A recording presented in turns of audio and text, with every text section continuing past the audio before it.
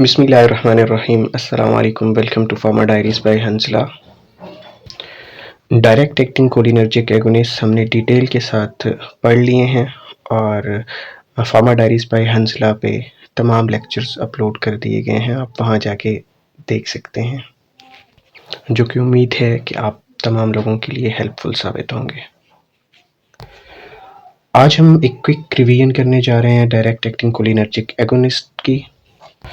आज का ये लेक्चर उन लोगों के लिए बहुत इम्पॉर्टेंट है जिनके कॉन्सेप्ट्स क्लियर हैं पिछले लेक्चर्स से, और जो लोग एग्ज़ाम में अपीयर होने से पहले एक क्विक रिव्यू करना चाहते हैं अपने इस टॉपिक का, तो उनके लिए ये बहुत ज़्यादा बेनिफिशियल होने वाला है।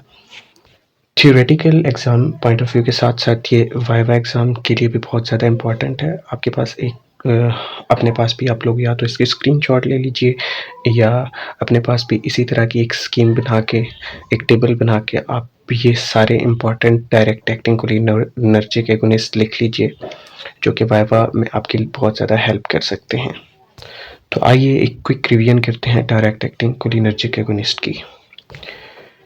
वेरी इंपॉर्टेंट कोलिनर्जिक एगोनिस्ट हमारे पास जो एग्ज़ाम पॉइंट ऑफ व्यू से हैं एज वेल एज क्लिनिकली या थेरेपेटिकली भी जो इम्पॉर्टेंट हैं वो हम डिस्कस करेंगे। तो एग्ज़ाम पॉइंट ऑफ व्यू से हमारे पास सबसे इम्पॉर्टेंट एगोनिस्ट जो है वो है एसिटाइलकोलिन, बिथेनिकोल, कार्बाकोल एंड पाइलोकार्पिन। ये चार बहुत ज़्यादा इम्पॉर्टेंट हैं और लिपिनकॉट और कैटिजन में भी इन्हीं चार का जिक्र किया गया है। क्लास ऑफ एगोनिस्ट की बात करें तो हमारे पास जो पहली तीन एगोनिस्ट हैं, पहली तीन जो ड्रग्स हैं एसिटाइलकोलिन, बिथेनिकोल और कार्बाकोल, ये कोलिन एस्टर्स की क्लास से बिलोंग करती हैं। किस क्लास से बिलोंग करती हैं? कोलिन एस्टर्स की क्लास से ये तीनों बिलोंग्स करती हैं। जबकि पाइलोकार्पिन जो है वो प्लांट अल्कलाइड्स हैं। अल्कलाइड्स वो होते हैं जिनमें नाइट्रोजन ग्रुप प्रेजेंट होता है। रिसेप्टर्स की अगर हम बात करें कि एसिटाइलकोलिन, बिथेनिकोल, कार्बाकोल और पाइलोकार्पिन किन रिसेप्टर्स के साथ जाके बाइंड करती है, किन रिसेप्टर्स के साथ जाके अटैच होती है, तो एसिटाइलकोलिन और कार्बाकोल ये दोनों मस्करीनिक और निकोटीनिक दोनों रिसेप्टर्स के साथ जाके बाइंड कर रही होती हैं। कौन सी? एसिटाइलकोलिन और कार्बाकोल दोनों रिसेप्टर के साथ बाइंड करती हैं, दोनों कोलिनर्जिक रिसेप्टर्स के साथ बाइंड कर रही होती हैं। जबकि बिथेनिकोल जो है वो मस्करीनिक के साथ बाइंड करता है और पाइलोकार्पिन भी मस्करीनिक के साथ बाइंड कर रही होती है। ट्रिक किसको याद करने की ये है कि हमारे पास चार ड्रग्स हैं, हमारे पास चार एगोनिस्ट हैं। दो जो हैं वो दोनों के साथ बाइंड करती हैं, दोनों रिसेप्टर्स के साथ, और दो ड्रग्स जो हैं वो सिर्फ और सिर्फ मस्करीनिक के साथ बाइंड कर रही होती हैं। तो आप इन दोनों को याद रख लें कि बी से बिथेनिकोल, पी से पाइलोकार्पिन, ये सिर्फ और सिर्फ मस्करीनिक यानी कि एक रिसेप्टर के साथ बाइंड करती हैं। ये दोनों मस्करीनिक रिसेप्टर्स के साथ बाइंड कर रही होती हैं। बाकी जो रेस्ट ऑफ दी ड्रग्स या रेस्ट ऑफ दी एगोनिस्ट हैं जिनमें एसिटाइलकोलिन और कार्बाकोल है, वो दोनों रिसेप्टर्स के साथ बाइंड कर रही होती हैं। थर्ड पॉइंट हमारे पास ये है कि ये किस कंपाउंड से बिलोंग करती हैं, ये अमाइंस कौन से हैं, तो ए, बी और सी। ए, बी, सी से आप याद रख लें ड्रग्स को। ए से एसिटाइलकोलिन, बी से बिथेनिकोल, सी से कार्बाकोल। ये तीनों यानी कि ए, बी, सी तीनों क्वाटरनरी अमाइंस हैं। ये तीनों क्या है? क्वाटरनरी अमाइंस हैं। और पाइलोकार्पिन क्या है? टर्शरी अमाइन है। अब क्वाटरनरी अमाइंस वो अमाइंस होते हैं जो कि quaternary amine polar in nature होते हैं, हाइड्रोफिलिक होते हैं, यानी कि ये मेम्ब्रेन को पेनिट्रेट नहीं कर सकते और ना ही ये ब्लड ब्रेन बैरियर को क्रॉस कर सकते हैं। ब्लड ब्रेन बैरियर को क्रॉस ना करने की वजह से ये सीएनएस में इंटर नहीं हो पाते और वहाँ जाके ये टॉक्सिसिटी कॉज नहीं कर सकते। तो ये तीनों एसिटाइलकोलिन, बिथेनिकोल, कार्बाकोल, ये तीनों ब्लड ब्रेन बैरियर को क्रॉस नहीं करेंगे, सीएनएस में इंटर नहीं होंगे और जाके वहाँ पे टॉक्सिसिटी कॉज नहीं करेंगे। जबकि हमारे पास पाइलोकार्पिन ये टर्शरी अमाइन है। टर्शरी अमाइन नॉन पोलर होती हैं और लाइपोफिलिक होती हैं। लाइपोफिलिक है मतलब कि वो इजीली पेनिट्रेट कर जाएंगी मेम्ब्रेन को, क्योंकि मेम्ब्रेन लिपिड बाइलेयर की बनी होती है और क्योंकि ये इसी के साथ साथ ये ब्लड ब्रेन बैरियर को भी क्रॉस कर लेंगी और इंटर भी हो सकती हैं सीएनएस में और वहाँ जाके टॉक्सिक इफेक्ट भी शो करवा सकती हैं। फोर्थ पॉइंट हमारे पास ये है कि वो कौन कौन सी एगोनिस्ट्स हैं जिन पे एसिटाइलकोलिनेस्ट्रेज एंजाइम एक्ट करता है। Action of cholinesterase enzyme on agonist. तो हमारे पास सिर्फ और सिर्फ दो ऐसी ड्रग्स हैं, एसिटाइलकोलिन और पाइलोकार्पिन, जिनके ऊपर एसिटाइलकोलिनेस्ट्रेज एंजाइम एक्ट करता है, जिनके ऊपर एसिटाइलकोलिनेस्ट्रेज एंजाइम एक्ट करता है और इन ड्रग्स को, इन एगोनिस्ट को डिग्रेड करवा देता है।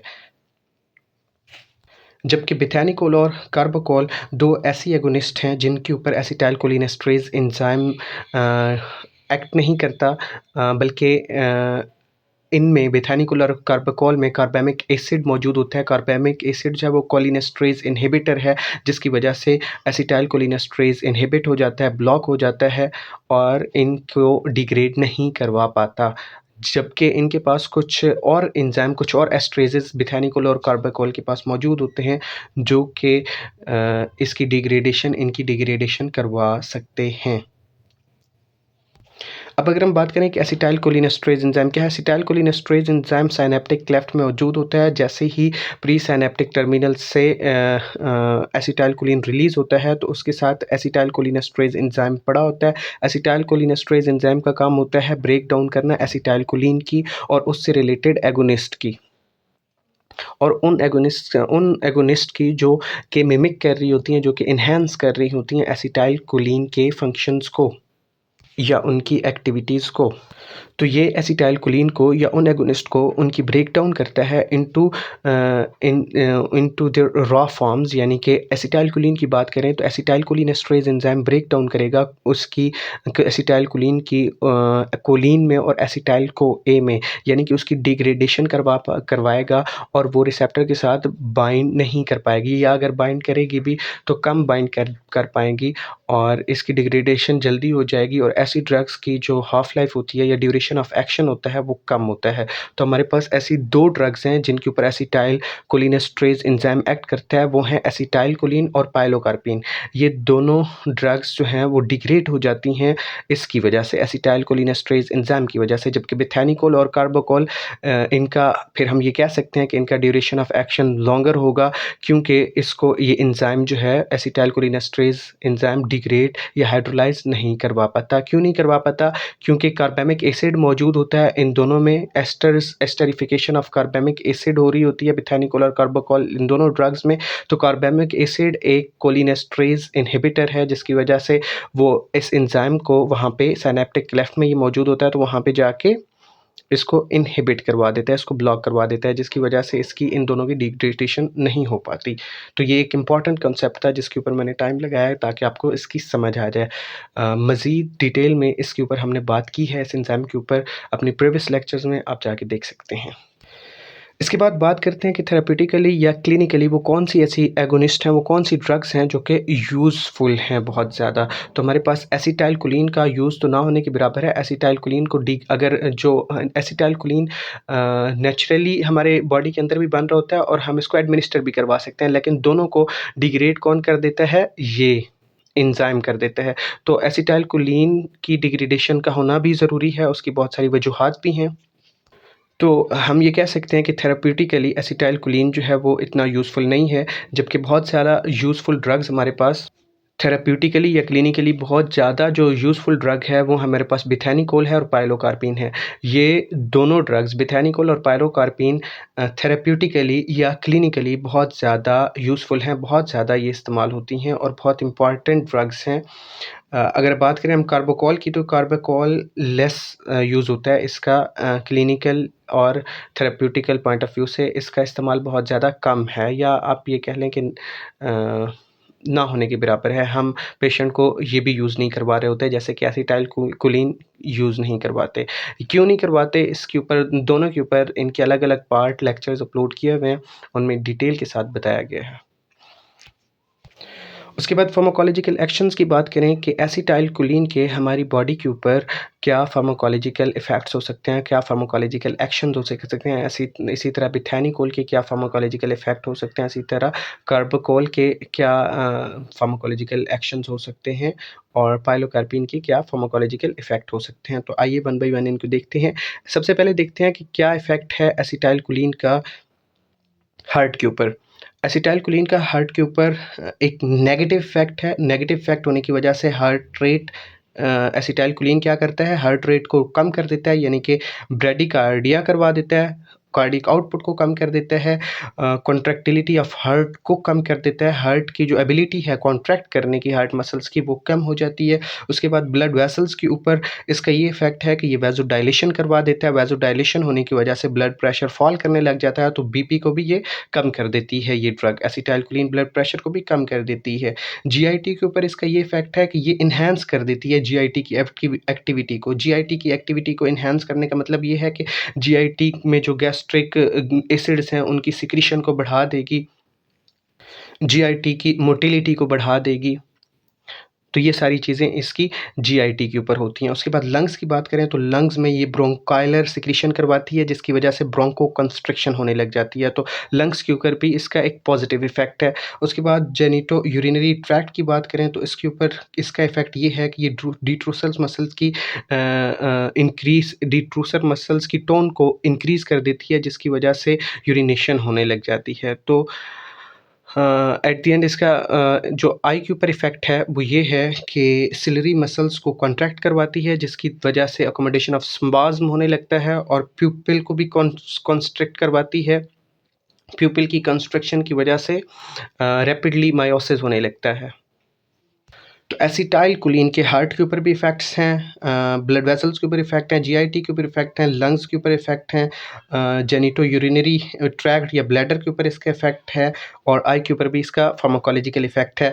सब के ऊपर ये पॉजिटिव इफ़ेक्ट दे रहा होता है, क्योंकि ये पैरासिम्पैथेटिक के ये क्योंकि पैरासिम्पैथेटिक का न्यूरोट्रांसमीटर है, तो पैरासिम्पैथेटिक रेस्ट की कंडीशन में तमाम blood vessels GIT, lungs, bladder और आई के ऊपर जो है वो पॉजिटिव इफेक्ट दे रहा होता है। Parasympathetic nervous system rest condition का एक नाम है, रेस्ट या डाइजेस्ट कंडीशन में होता है एक्टिवेट, और ये जीआईटी, लंग्स, ब्लैडर और आई रेस्ट की कंडीशन में अपनी वर्किंग और ज़्यादा बढ़ा देते हैं, डाइजेशन को बढ़ा देती है जीआईटी। लंग्स जो है वो ज़्यादा जो है वो ब्रोंको कंस्ट्रिक्शन करने लग जाते हैं। इसी तरह हमारे जो डिट्रूसर मसल्स हैं वो भी इंक्रीज़ कर जाते हैं रेस्ट की कंडीशन में। हमारी आई जो है वो भी कॉन्स्ट्रिक्ट करने लग जाती है, उसकी प्यूपिल वगैरह।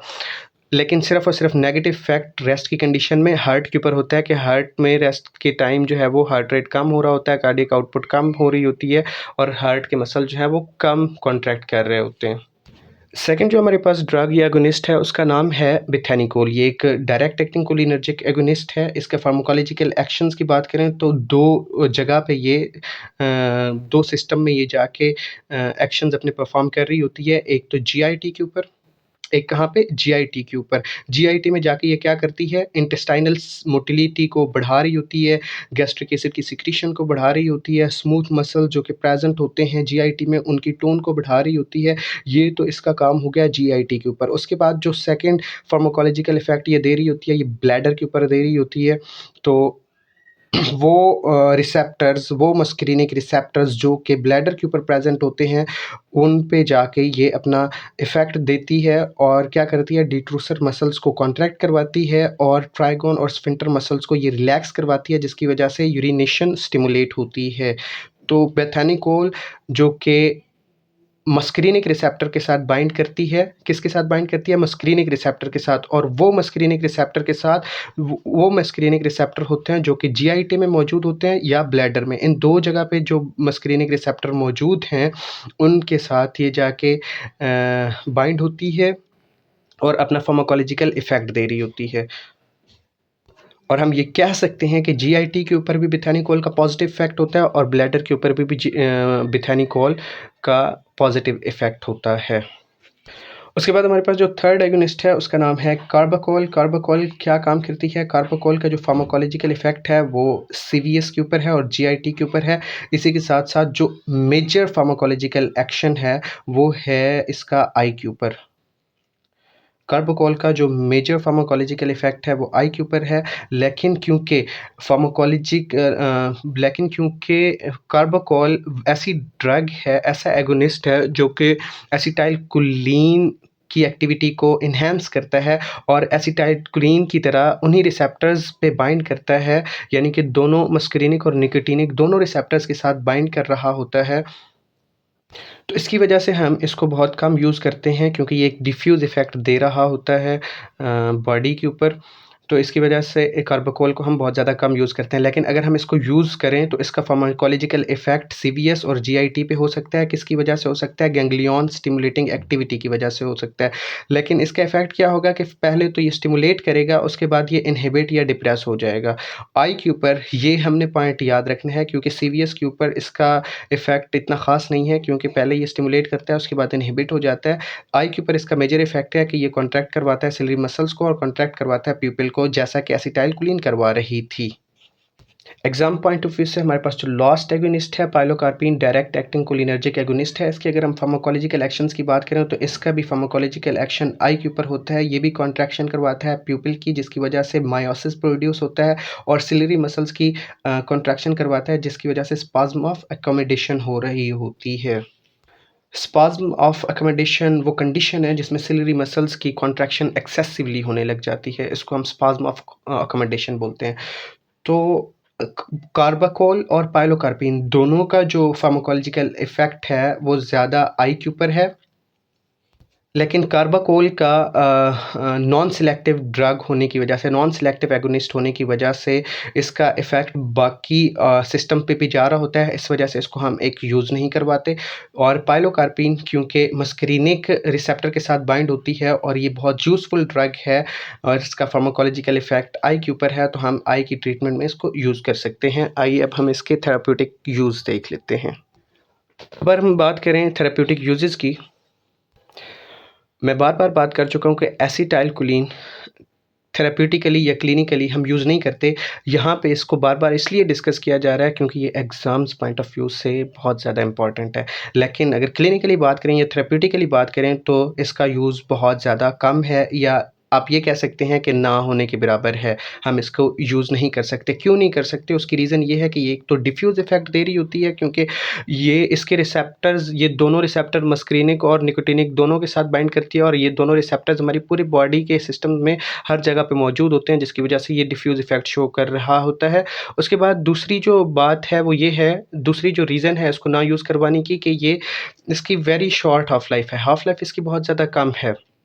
बहुत जल्दी जो है वो ये डिग्रेड हो जाती है क्योंकि एक एंजाइम मौजूद होता है एसिटाइलकोलिनेस्टर एंजाइम, वो इसको डिग्रेड करवा देता है। इसकी वजह से इसको हम अगर एडमिनिस्टर करवाएँ भी तो बहुत ज़्यादा जल्दी इसने डिग्रेड हो जाना है और कोई इफ़ेक्ट नहीं देना। तो इस वजह से हम इसको यूज़ ही नहीं करवाते। सेकंड पे हमारे पास बेथैनिकोल है। बेथैनिकोल थेराप्यूटिकली या क्लिनिकली बहुत इम्पोर्टेंट ड्रग है और ये हम मोस्टली यूज़ कर रहे होते हैं उन पेशेंट में जिनको यूरिनरी ट्रैक्ट के इश्यू हों, यूरिनरी ट्रैक्ट के प्रॉब्लम्स हों, या उन पेशेंट में जिनको गैस्ट्रोइंटेस्टाइनल इश्यूज़ हों।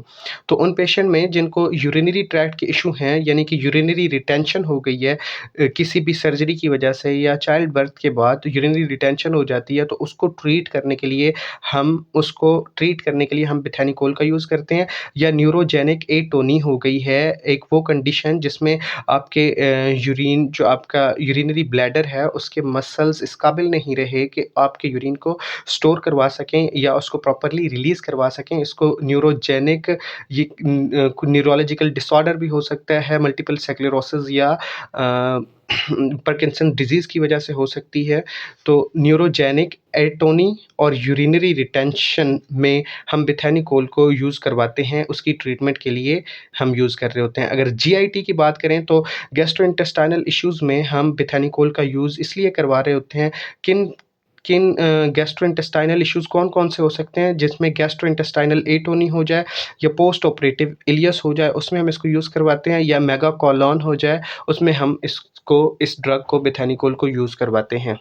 हम बेथैनिकोल को इसलिए यहाँ पे यूज़ करवाते हैं ताकि इंटेस्टाइनल मोटिलिटी को इंक्रीज़ करवाया जा सके। और मेगाकोलन एक मेडिकल कंडीशन है जिसमें एबनॉर्मल एक्सपेंशन या एबनॉर्मल डायलेशन हो जाती है कोलन की, यानी कि लार्ज इंटेस्टाइन की, और मोटिलिटी जो है वो कम हो जाती है। तो यहाँ पे भी मोटिलिटी को, इंटेस्टाइनल मोटिलिटी को बढ़ाने के लिए हम बेथैनिकोल का यूज़ कर रहे होते हैं। थेराप्यूटिकली ये बहुत ज़्यादा इंपॉर्टेंट ड्रग है उन पेशेंट के लिए जिनको यूरिनरी ट्रैक्ट इश्यूज़ हैं या जिनको गैस्ट्रोइंटेस्टाइनल इश्यूज़ हैं, उनके लिए ये बहुत ज़्यादा इंपॉर्टेंट ड्रग है क्लिनिकली। थर्ड पे हमारे पास कार्बाकोल है, कार्बामाइल कोलीन भी इसको बोलते हैं। बहुत ज़्यादा कम यूज़ है इसका, क्योंकि इसका भी डिफ्यूज़ इफ़ेक्ट है बहुत ज़्यादा, और इसकी डिफ्यूज़ इफ़ेक्ट होने की वजह से हम इसको यूज़ नहीं करवाते। अगर करवाएँ भी तो बहुत कम करवाते हैं, क्योंकि ये मस्करीनिक और निकोटिनिक दोनों रिसेप्टर के साथ बाइंड कर रही होती है, और ये दोनों रिसेप्टर्स हमारी पूरी बॉडी सिस्टम में मौजूद होते हैं, जिसकी वजह से इसका डिफ्यूज़ इफ़ेक्ट होता है। और इसके साइड इफ़ेक्ट्स भी हमारे मल्टीपल सिस्टम्स पे हो सकते हैं, जैसा कि सीवीएस और जीआईटी में इसके साइड इफ़ेक्ट्स होने की वजह से हम इसको यूज़ नहीं करवा रहे होते। जबकि अगर इसको हम यूज़ करवाएँ भी तो स्पेसिफ़िकली हम इसको टॉपिकली एडमिनिस्टर करते हैं, ताकि ये सिर्फ़ और सिर्फ़ आई के लिए हम इसको यूज़ करवाते हैं। तो आई के ऊपर इसका ये इफ़ेक्ट है कि ये इंट्राऑक्यूलर प्रेशर को कम कर देती है ग्लाउकोमा के पेशेंट में। ग्लाउकोमा काला मोतिया को बोलते हैं। ग्लाउकोमा में इंट्राऑक्यूलर प्रेशर बढ़ जाता है, तो उसको कम करने के लिए हम कार्बाकोल का यूज़ करते हैं, ताकि इंट्राऑक्यूलर प्रेशर को कम किया जा सके।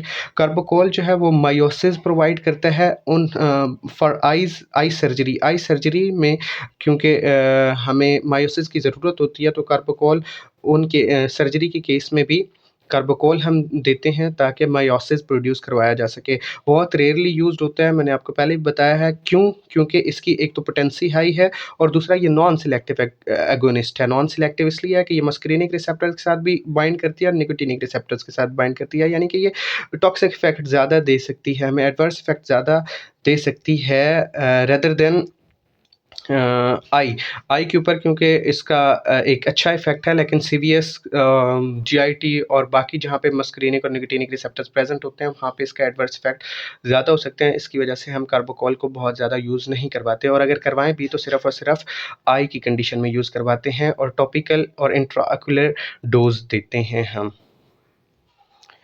इन शॉर्ट ये कि हम इंट्रावेनस डोज़ कार्बाकोल की नहीं दे सकते। हमारे पास जो लॉस्ट ड्रग है उसका थेरेप्यूटिक यूज़ ये है, उसका नाम है पाइलोकार्पिन। पाइलोकार्पिन आपको पता है एक प्लांट अल्कलॉइड है, और इसका थेरेप्यूटिक यूज़ भी यही है जैसा कि कार्बाकोल का था। पाइलोकार्पिन भी आई के ऊपर इफ़ेक्ट करती है। आई के ऊपर इसका यूज़ होता है, यूज़्ड इन ऑप्थेल्मोलॉजी। ऑप्थेल्मोलॉजी में हम इसको यूज़ करते हैं। क्यों यूज़ करते हैं? इसको भी ग्लाउकोमा के लिए यूज़ किया जाता है। ग्लाउकोमा को ट्रीट करने के लिए, यानी कि काले मोतियों को ट्रीट करने के लिए इसको यूज़ किया जाता है, ताकि क्या हो सके, हम ग्लाउकोमा के केस में इंट्राऑक्यूलर प्रेशर ज़्यादा होता है, और इसको हम यूज़ करके इंट्राऑक्यूलर प्रेशर को कम करते हैं। और मोस्टली तो ग्लाउकोमा को ट्रीट करने के लिए हमारे पास कुछ और ड्रग्स होती हैं, जिनमें अल्फा एड्रीनर्जिक ब्लॉकर्स होते हैं, या बीटा एड्रीनर्जिक ब्लॉकर्स होते हैं, जिनमें टिमोलोल आ जाता है, और टॉपिकल कार्बोनिक एनहाइड्रेस इनहिबिटर, जिसको हम डोरज़ोलामाइड बोलते हैं। ये दो बहुत ज़्यादा अच्छी ड्रग्स हैं for the treatment of glaucoma. लेकिन हम इनको इमरजेंसी की कंडीशन में, अगर इंट्राऑक्यूलर प्रेशर को कम करना पड़ जाए, तो हम इन ड्रग्स को नहीं यूज़ करते, बल्कि हम प्रेफर करते हैं पाइलोकार्पिन को। पाइलोकार्पिन ऐसी ड्रग है जो कि इमरजेंसी कंडीशन में, अगर इंट्राऑक्यूलर प्रेशर को कम करना हो, तो हम पाइलोकार्पिन पेशेंट को देंगे, जिसकी वजह से उसका इंट्राऑक्यूलर प्रेशर कम होगा।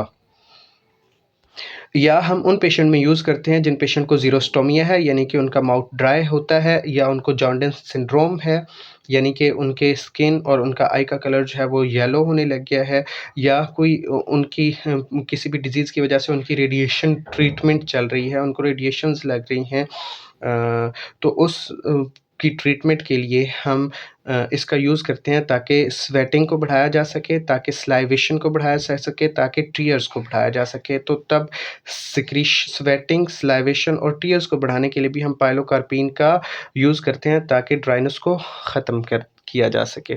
तो ये इन चारों एगोनिस्ट के थेरेप्यूटिक यूज़ थे।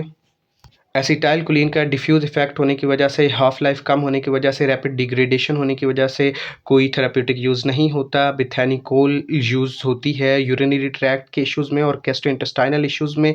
कार्बाकोल सिर्फ़ और सिर्फ आई के इशू में यूज़ करते हैं, लेकिन इस ड्रग को भी, इस एगोनिस्ट को भी हम बहुत कम यूज़ करते हैं, क्योंकि ये हाई पोटेंट ड्रग है और नॉन सिलेक्टिव एगोनिस्ट है। उसके बाद पाइलोकार्पिन की बात करते हैं, तो इसका भी यूज़ आई में होता है मोस्टली, और उन पेशेंट में होता है जिनको ज़ीरोस्टोमिया, जॉर्डन सिंड्रोम या रेडिएशन ट्रीटमेंट जिनका चल रहा हो, और उनकी आँखें और उनका जो है वो मुँह जो है वो ड्राई हो, तो उन पेशेंट में भी हम पाइलोकार्पिन यूज़ करते हैं, ताकि सलाइवेशन, टीयर्स को बढ़ाया जा सके।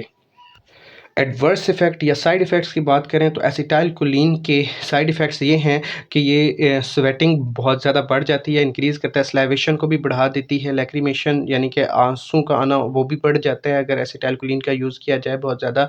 यूरिनेशन जो है वो ज़्यादा हो जाती है, डायरिया हो सकता है। अगर निकोटीनिक इफ़ेक्ट की बात की जाए तो मसल्स वीक होने लग जाते हैं, फटीग होने लग जाती है, ट्रिमर्स होने लगते हैं, यानी कि ये एक न्यूरोलॉजिकल डिसऑर्डर है, पार्किंसन डिजीज़ या मल्टीपल स्क्लेरोसिस हो सकती हैं। और अगर इसकी ओवरडोज दी जाए तो रेस्पिरेटरी फेलियर होने का भी खदशा हो सकता है, कार्डियक अरेस्ट हो सकता है। याद रखिए एसिटाइलकोलिन के एडवर्स इफ़ेक्ट्स तो नहीं होंगे क्योंकि हम इसको यूज़ ही नहीं करवाएँगे, लेकिन इन केस हम इसको यूज़ करवाते हैं और ये हमारी बॉडी के अंदर भी मौजूद होती है तो उसके ये एडवर्स इफ़ेक्ट्स हो सकते हैं। हमें इन चीज़ों का पता होना चाहिए एग्ज़ाम पॉइंट ऑफ व्यू से। वो अलग बात है कि क्लिनिकली या थेरेप्यूटिकली हम इस ड्रग को यूज़ नहीं करवाते। दूसरी हम बात करें ड्रग बेथानिकोल की, बेथानिकोल भी क्या करती है, स्वेटिंग करवा रही होती है, सलाइवेशन को बढ़ा देती है, फ्लशिंग को बढ़ा देती है, ब्लड प्रेशर, क्योंकि ये पैरासिम्पैथेटिक, आप याद रखें कोलिनर्जिक एगोनिस्ट एक पैरासिम्पैथेटिक आप पैरासिम्पैथेटिक कंडीशन होती है और ये जितनी भी ड्रग्स हैं ये एसिटाइलकोलिन की जगह काम कर रही होती हैं और एसिटाइलकोलिन एक तरह का न्यूरोट्रांसमीटर है। एसिटाइलकोलिन पैरासिम्पैथेटिक नर्वस सिस्टम का न्यूरोट्रांसमीटर है, तो हम ये कह सकते हैं कि एसिटाइलकोलिन को जो ड्रग्स उसकी एक्टिविटी को भी मिमिक करती हैं, एनहांस करती हैं, तो वो भी as a neurotransmitter of the parasympathetic nervous system काम कर रहा होता है। तो एसिटाइलकोलिन की कंडीशन में पैरासिम्पैथेटिक नर्वस सिस्टम की कंडीशन में जब रेस्ट की कंडीशन में बीपी डाउन होता है, वैसोडाइलेशन होती है, तो जाहिर सी बात है जो ड्रग्स जो एगोनिस्ट एसिटाइलकोलिन की एक्टिविटी को इन्हांस करते हैं वो भी तो वही काम करेंगे जो कि एसिटाइलकोलिन कर रहा था। तो इसी तरह आप देखिए कि एसिटाइलकोलिन में भी स्वेटिंग की सिक्रीशन, स्वेटिंग इंक्रीज़ हो रही थी, सलाइवेशन इंक्रीज़ हो रही थी, लैक्रिमेशन, इसी तरह इसके साइड इफ़ेक्ट्स भी सेम ही हैं। अब जहाँ पे ब्लड प्रेशर की बात है तो एसिटाइलकोलिन में भी वैसोडाइलेशन होती है, वैसोडाइलेशन की वजह से ब्लड प्रेशर फॉल करता है, तो इसी वजह से बेथानिकोल में भी ब्लड प्रेशर फॉल करने लग जाता है और फॉल करने की वजह से रिफ्लेक्स टैकीकार्डिया हो सकता है। उसके बाद नौज़िया साइड इफ़ेक्ट्स हैं बेथानिकोल के, एब्डोमिनल पेन होने लगती है, डायरिया हो सकता है, ब्रोंकोस्पाज़्म या ब्रोंकोकंस्ट्रिक्शन हो सकती है। तो आपको पता है कि पैरासिम्पैथेटिक नर्वस सिस्टम लंग्स के ऊपर एक पॉजिटिव इफ़ेक्ट दे रहा होता है, ब्रोंकाइलर सिक्रीशन की वजह से ब्रोंकोकंस्ट्रिक्शन हो रही होती है एसिटाइलकोलिन के केस में। तो बेथानिकोल क्योंकि एसिटाइलकोलिन के फंक्शंस को, एसिटाइलकोलिन की एक्टिविटी को ही मिमिक या एनहांस कर रहा होता है, तो इसके भी साइड इफ़ेक्ट तकरीबन सेम ही होंगे, बल्कि सारी साइड इफ़ेक्ट्स वही होंगे। थर्ड हमारे पास जो ड्रग है cholinergic, direct acting cholinergic agonist की, वो है कार्बोकोल। कार्बोकोल को कार्बामाइल कोलिन भी बोलते हैं। इसका एडवर्स इफ़ेक्ट, साइड इफ़ेक्ट बहुत ज़्यादा कम है क्योंकि हम इसको ऑप्थेल्मिक यूज़ के लिए यूज़ करते हैं। एक तो हम इसको यूज़ बहुत कम करते हैं और अगर हम करें भी तो ऑप्थेल्मिक यूज़ के लिए यूज़ करते हैं और टॉपिकल यूज़ किया जाता है इसका, तो इसके एडवर्स इफ़ेक्ट्स ना होने के बराबर हैं। उसकी वजह ये है कि इसको हम सिस्टेमिकली पेनिट्रेट नहीं करवाते, यानी इसको हम इंट्रावेनस नहीं दे रहे होते, क्योंकि अगर हम इसको इंट्रावेनस दें तो इसके साइड इफ़ेक्ट्स तब होंगे क्योंकि ये दोनों रिसेप्टर्स पे जाके बाइंड करते हैं, मस्करीनिक और निकोटीनिक, और वो दोनों रिसेप्टर्स हमारी बॉडी सिस्टम्स के बहुत सारी हमारे बॉडी में बहुत सारे सिस्टम्स में जैसा कि सीवीएस और जीआईटी में मौजूद होते हैं, तो वहाँ पे जाके ये एडवर्स इफ़ेक्ट कॉज़ कर सकती है क्योंकि इसको हम यूज़ ही बहुत कम करते हैं और सिर्फ उस कंडीशन में करते हैं, ऑप्थेल्मिक की कंडीशन में कर रहे हो तो ऑप्थेल्मिक के इसके जो है वो आई से रिलेटेड कोई भी ख़ास साइड इफ़ेक्ट्स नहीं हैं। लास्ट जो ड्रग है उसका एडवर्स इफेक्ट की बात करते हैं तो वो है पाइलोकार्पिन। पाइलोकार्पिन भी हम आई के लिए मोस्टली यूज़ कर रहे होते हैं, ऑप्थेल्मिक यूज़ है इसका भी। तो इसका अगर साइड इफ़ेक्ट ये है कि ब्लड विजन हो सकती है, नाइट ब्लाइंडनेस हो सकती है इसका ओवरडोज या इसको गलत इस्तेमाल की वजह से, और अगर पॉइजनिंग हो जाए या इसकी डोज हम पाइलोकार्पिन ज़्यादा ले जाएँ तो सलाइवेशन भी बढ़ जाएगी क्योंकि इसका काम है ज़ीरोस्टोमिया में सलाइवेशन को बढ़ा देना। पेशेंट जिसको ज़ीरोस्टोमिया है तो पाइलोकार्पिन दें तो वो सलाइवेशन को बढ़ा देता है, स्लेवेटिंग को बढ़ा देता है, फ्लशिंग को बढ़ा देता है। ये drug cardiac output, heart rate को कम कर देगी, जीआईटी की सिक्रीशन को बढ़ा देगी, मोटिलिटी को बढ़ा देगी। ये उस सूरत में बढ़ा देगी जब पॉइजनिंग होगी या हम पाइलोकार्पिन की ओवरडोज लेंगे। क्यों ये बढ़ा देगी? क्योंकि अगर देखा जाए तो थेराप्यूटिक यूज़ तो इसका सिर्फ आई के ऊपर है, लेकिन इसका और फार्माकोलॉजिकल एक्शन भी इसका आई के ऊपर है और ये सिर्फ मस्करीनिक ड्रग है, तो फिर ये क्यों पाइलोकार्पिन इन सब चीज़ों को बढ़ा देगी? क्योंकि पाइलोकार्पिन क्या है, वो ड्रग है जो कि एसिटाइलकोलिन की जगह, एसिटाइलकोलिन जिन रिसेप्टर के साथ बाइंड करता है निकोटिनिक रिसेप्टर्स के साथ, उस मस्क्रीनिक रिसेप्टर्स के साथ, निकोटिनिक उनमें से ये मस्क्रीनिक रिसेप्टर्स के साथ जाके बाइंड करती है। और एसिटाइलकोलिन बाइंड होने के बाद क्या करता था, फंक्शंस को, अपनी जो भी उसका एक्टिविटी थी उसको इन्हेंस करता था, मिमिक करता था। तो ये भी उन्हीं को इन्हेंस और मिमिक करेगी और वही इफ़ेक्ट देगी जो एसिटाइलकोलिन दे रहा होता था। तो एसिटाइलकोलिन क्योंकि पैरासिम्पैथेटिक का न्यूरोट्रांसमीटर है, नर्वस सिस्टम का न्यूरोट्रांसमीटर है, वो क्या करता है रेस्ट और डाइजेस्ट कंडीशन में वो कार्डिक आउटपुट पे, कार्डियक यानी कि हार्ट के ऊपर नेगेटिव इफेक्ट दे रहा होता है और जीआईटी के ऊपर पॉजिटिव इफेक्ट दे रहा होता है। कार्डिक की एक्टिविटी रेस्ट की कंडीशन में कम होती है, कार्डिक आउटपुट और हार्ट रेट कम होता है, जबकि जीआईटी की सिक्रीशन ज़्यादा होती है और मोटिलिटी ज़्यादा होती है। तो ये सारे वही साइड इफेक्ट्स देगी जो एसिटाइलकोलिन दे रही थी। लेकिन आई के ऊपर अगर हम बात करें स्पेसिफिकली, तो आई की पे ये साइड इफेक्ट ये देगी कि ब्लड विजन हो जाएगा या नाइट ब्लाइंडनेस हो सकती है। कॉन्ट्राइंडिकेशंस क्या हो सकती हैं? कॉन्ट्राइंडिकेशंस तो अगर हम एक ड्रग यूज़ ही नहीं करते तो हम उसके लिए हम बात ही नहीं कर सकते कि हम वो कॉन्ट्राइंडिकेटेड किन चीज़ों के लिए। लेकिन फिर भी एसिटाइलकोलिन क्योंकि हमारी बॉडी में भी पाया जाता है और हम इसको वैसे भी दे सकते हैं। बार बार कह रहा हूँ कि हम इसको यूज़ तो नहीं करते, लेकिन इन केस हम इसको यूज़ करें। तो एक पेशेंट हमारे पास आया और हम उसकी जब हिस्ट्री लेंगे तो हम देखेंगे कि एक पेशेंट जिसको अस्थमा भी है, कोरोनरी ऑब्स्ट्रक्टिव पल्मोनरी डिजीज़ भी है, उसको हार्ट डिजीज़ भी है, एपिलेप्सी भी है। तो फिर तो हम उस सूरत में एसिटाइलकोलिन अगर देना चाह भी रहे हैं, ना चाहते हुए भी, तब भी हम उसको एसिटाइलकोलिन नहीं देंगे। अगर एक पेशेंट है जो कि हमारे पास आया है और उसको मैकेनिकल ऑब्स्ट्रक्शन है यूरिनरी ट्रैक्ट का, हाइपरथायराइडिज्म है, यानी कि थायराइड हार्मोन जो है वो उसका लेवल बढ़ गया है, कोरोनरी आर्टरी डिजीज़ है, या उस पेशेंट को पेप्टिक अल्सर है, या कोई भी गैस्ट्रोइंटेस्टाइनल ऑब्स्ट्रक्शन हो चुकी है पेशेंट को, तो ऐसे पेशेंट को हम बेथैनिकोल नहीं यूज़ करवाएंगे।